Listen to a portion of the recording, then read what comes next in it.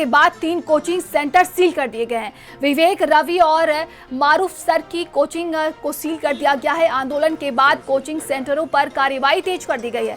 मारूफ sir की super climax है coaching भी सील कर दिया गया है। विवेक और रवि सर की कोचिंग भी सील हुई थी।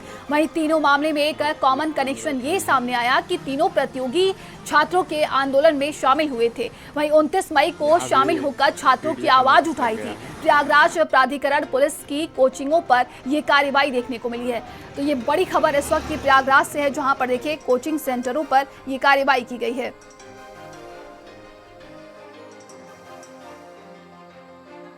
सर 8, 9, 12 को हम लोगों का यूपी पुलिस का एग्जाम है। आज मैराथन चलने वाली थी। हम लोग जैसे आए, यहाँ सील का नोटिस लगा है, पुलिस भगा रही है। अब हम लोग परेशान है, कहाँ पढ़ें। तो इसमें हम लोगों का रिवीजन होता है। जो आज 4 घंटे की मैराथन रीजनिंग की चलने वाली थी, उसमें हम लोगों का पूरी रीजनिंग कवर हो जाती है रिवीजन के तौर पे। अब परेशान है, कहाँ पढ़ें। मैराथन चल के सर हमारे रिवीजन करवाते हैं। हम लोग बस बच्चों की आवाज़ को सरकार तक पहुंचाने का एक जरिया बनना चाहते थे, और इसमें कोई बात है नहीं। और शायद सरकार को कोई आपत्ति रही होगी इस बात से कि बच्चे की आवाज़ किस वजह से और क्यों पहुंचाया जा रहा है, शायद इसीलिए हुआ होगा। अब गरीब बच्चों को हम लोग तो सपोर्ट करके पढ़ाते थे, और उनका भविष्य निश्चित ही, पढ़ाई अगर उनकी चलती रहती तो आने वाले 10 दिनों में उनकी एग्जामिनेशन होने वाली, और उन पर गहरा प्रभाव तो पड़ेगा ही, क्योंकि पढ़ाई कहीं ना कहीं बाधित होगी। संवाददाता धीरेन्द्र हमारे साथ जुड़ गए। धीरेन्द्र, जिन 3 कोचिंग सेंटरों को सील किया गया है, प्रशासन की तरफ से आधिकारिक तौर पर क्या वजह ये बताई गई है? देखिए, जब प्रशासनिक कार्रवाई है, अगर हम सील की बात करते हैं तो जिस तरीके से 3 कोचिंगों को सील किया गया है, तो प्रशासन इसको रूटीन कार्रवाई बता रहा है। जिस तरीके से पीडीए ने मानक के विपरीत वो बिल्डिंग है, और जहां पर फायर ब्रिगेड ने भी उनको नोटिस दिया है, यानी 2 विभाग अलग अलग उनको नोटिस देके उनसे जवाब मांगे हैं और उस कोचिंग को सील कर दिए हैं।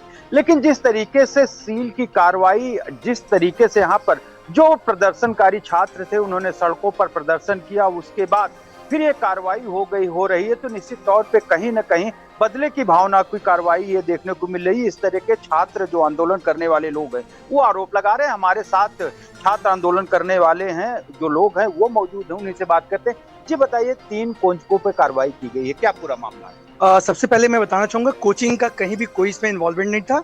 ये मेरे पास वो पत्र है जो आप दिखाना चाहे इसको दिखा सकते हैं। संयुक्त प्रतियोगी छात्र ओंकार मंच के द्वारा 25/5/2026 को एक पत्र दिया गया, जो मुख्यमंत्री के नाम पे दिया गया, यूपीएसआई और लेखपाल के मामले में। जब पत्र दिया गया तो मुख्यमंत्री के नाम पे, डीएम साहब के यहाँ एडीएम साहब के माध्यम से दिया गया। पत्राचार के माध्यम से आंदोलन का कॉल हुआ। 72 घंटे का हमने इसमें समय दिया हुआ है, 72 आवर्स का मैंने उसमें समय दिया। 72 घंटे में इस पर कार्रवाई की जाए, अन्यथा दृष्टि में हम आंदोलनरत होंगे।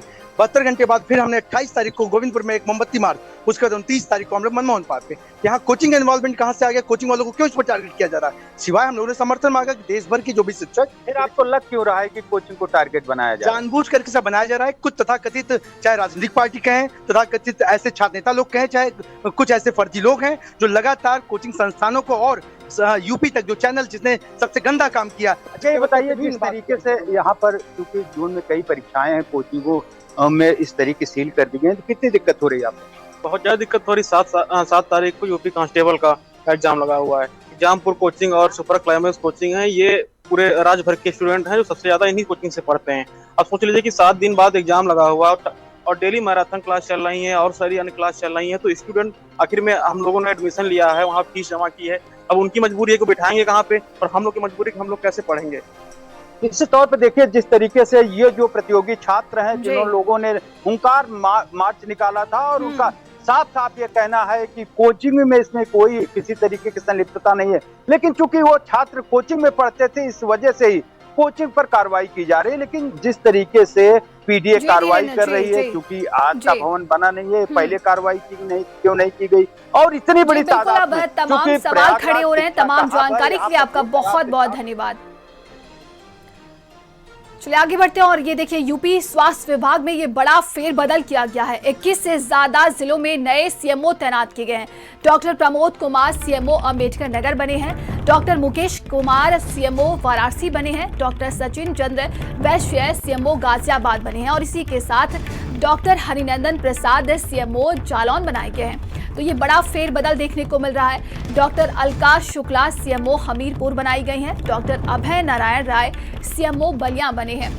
तो उत्तर प्रदेश में ये स्वास्थ्य विभाग में ये बड़ा फेरबदल किया गया है और देखिए बताया जा रहा है कि कई जिलों में नए सीएमओ तैनात किए गए हैं। डॉक्टर उदय भान सिंह सीएमओ फतेहपुर बनाए गए। डॉक्टर किशोर कुमार आहूजा सीएमओ हापुड़ बने हैं और इसी के साथ डॉक्टर पंकज कुमार सीएमओ मऊ बनाए गए हैं। डॉक्टर भुवन चंद्र पंत सीएमओ पीलीभीत बने हैं। डॉक्टर रामनाथ सिंह सीएमओ अलीगढ़ बनाए गए हैं और डॉक्टर विकास चंद्रा सीएमओ कन्नौज बनाए गए हैं। तो यूपी के स्वास्थ्य विभाग में देखिए किस तरीके से ये बड़ा फेर बदल हुआ है, जिसमें आपको बता दें कि ये नए सीएमओ की तैनाती की गई है। कई जिलों में ये बड़ी जिम्मेदारी दी गई है। डॉक्टर विकास शर्मा सीएमओ बदायूं बनाए गए हैं और इसी के साथ डॉक्टर विनय कुमार सीएमओ महोबा बनाए गए हैं। डॉक्टर वेद प्रकाश सीएमओ हाथरस बनाए गए हैं और डॉक्टर रंजन गौतम सीएमओ बाराबंकी बनाए गए हैं। तो ये बड़ी देखिए खबर सामने आ रही है, जहां पर उत्तर प्रदेश के स्वास्थ्य विभाग में ये बड़ा फेरबदल किया गया है। वहीं यूपी में 33